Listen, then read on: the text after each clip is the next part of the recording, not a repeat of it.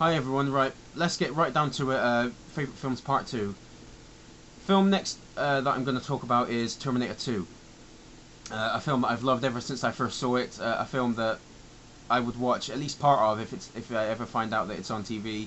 Again, incredibly fantastic music. The main title is absolutely perfect for it. It has that sort of mechanical tone to it, and it sounds very apocalypse-like, it feels like um, it has this sort of the feelings of pain and despair that the human characters have over knowing that something this apocalypse is going to happen, and the pain and despair of knowing that they, or can they, do something about it. And it's one of these another action film that has intelligence. It raises all these questions about well, will they be able to change the future? Are we destined to do these things? Is the human race just doomed? And it's got fantastic action scenes. They're fast paced, unrelenting, tense, exciting. It doesn't let up. Schwarzenegger. I mean, what can I say about Arnold Schwarzenegger? Probably one of the best action stars of all time, and probably in this film, probably the most perfectly cast person in the history of film. I think he's better cast than Brando in The Godfather, and than De Niro in Raging Bull. I don't think there's anybody that could have played this part better. He was perfect for this film. So that's Terminator 2. The next film is a film that I don't think many people would have heard of. It's called Let the Right One In. It only came out last year, I think, but it really did make a big impact on me. It's a little Swedish horror film directed by a man called Thomas Alfredson, and it's about a friendship and maybe a romance that develops between a 12-year-old boy who he gets bullied and stuff in school, and this sort of young girl that moves in next door, and he finds out that all is not what it seems with her. I won't spoil it for you, but it's very very well worth watching. Terrific acting by the children. If you've got this sort of dispels any rumors that or not rumors, but the sort of the stereotype that kids can't act, because they are terrific in this. They have amazing chemistry together, and it's such a beautiful film as well. It's shot brilliantly, and it's very very sort of poignant and moving, and about the relationship that sort of blossoms and develops between these two the two main characters, and very very well worth watching. I do highly recommend it. The next movie is Lost in Translation. This is a slow burning movie about a friendship that sort of blossoms between Bill Murray and Scarlett Johansson in Japan. It's very much a love it or hate it film, kind of like 2001. There's no middle ground between them either. It's a very polarizing film. I love Bill Murray, and I love Japanese culture, so this has many elements that I love in the film. Directed by Sofia Coppola, does a very good job here. Again, like the last film, it's very beautiful. It's very poignant.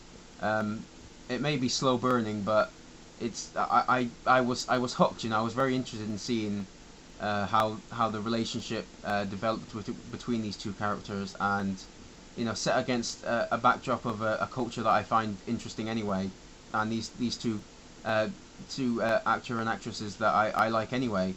It was just a very good film. Very great chemistry, and very moving, emotional end as well, I think.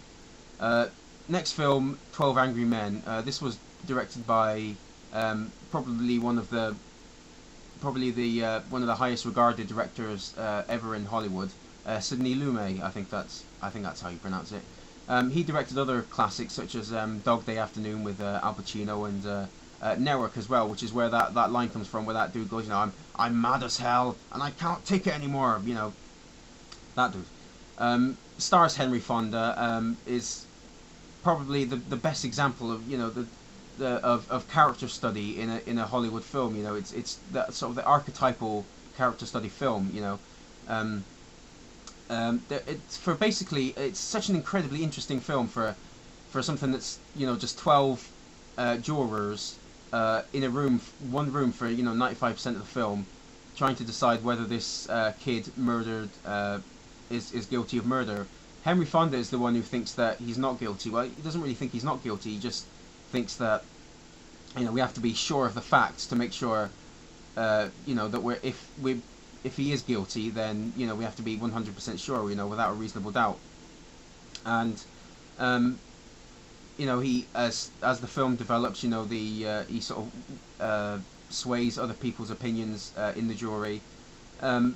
Probably what I think is the best script ever written. You know, I mean, it has to be for, as I said, just, you know, 12 people. I don't think you even find out what their names are in one room, and to keep it as fresh and as interesting and as tense as this script does. I mean, it's nothing short of phenomenal. You know, it has these incredibly clever moments as well. I mean, I won't spoil it for you, but, you know, there's bits of dialogue, and you go, oh, that's good. That's good because of you know what he said before and what he said now, and like, really good.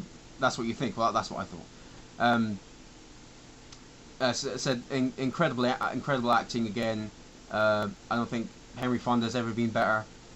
Just such an incredibly interesting, you know, study of, you know, if you want to know how to, you know, do a tense film, or just do a, you know, a great character study for a film, as I said, you know, you watch that film.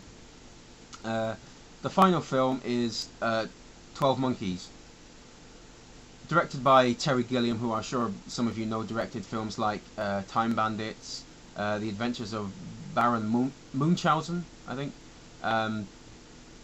Tigerland he did recently, and he just did The Imaginarium of Dr. Parnassus, which was Heath Ledger's last film. He has a very unique directorial style, and it's, you know, it's definitely on play here. It has a very sort of industrious feel. You know, he has these sort of strange contraptions, and he likes to shoot things from, you know, unusual angles that you wouldn't see in, you know, sort of the quote-unquote normal Hollywood film. Probably, you know, the best performance that Bruce Willis and probably Brad Pitt has ever done as well. He has to, you know, Bruce Willis, he has to play such a complex character, you know, someone who's, you know, gone back to the past to find a virus, you know, like sort of like Terminator 2, but different in that he knows that he can't change the future. You know, you cannot change, or you can't change the past, you can't change something that's already happened, and he just has to go back and just try to make what's, you know, the best of a bad situation. You know, he's completely resigned to the fact that this is going to happen, and he sort of feels completely indifferent towards other people, and he plays it really well. And the ending as well, especially, sort of very sort of bittersweet, and the use of Louis Armstrong's song "What a Wonderful World" is inspired, I think. So that's my 10 sort of films that I love.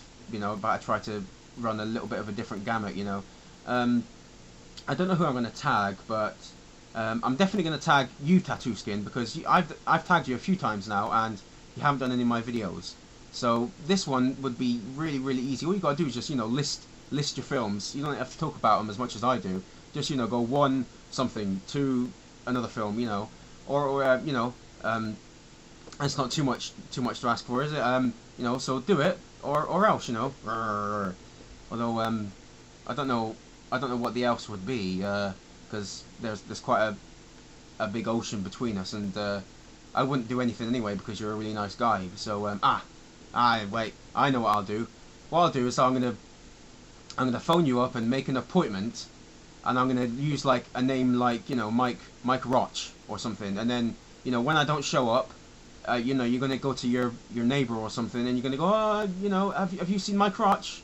You know, Mike Roch was, you know, supposed to be here. Have you seen Mike Roch? And they'll be going, you know, what you know, you idiot, you fell for a practical joke, and you'd be going, oh, I'm so embarrassed, you know, I'm you know, curse that, you know, it was Stan Marshall all along, curse that devilishly handsome man, you know, damn, you know, now I've got to go and find something else to do with my time, you know. So, you know, if you don't want that to happen, then, you know, you just got to do my video, you know. That's all. Nothing that's too much to ask, is it? You know, personally, I think my crotch is better than, you know, alcoholic or something. It sounds a little bit better. Anyway, I've waffled on long enough. This video is shit. I'm sorry. Cheerio.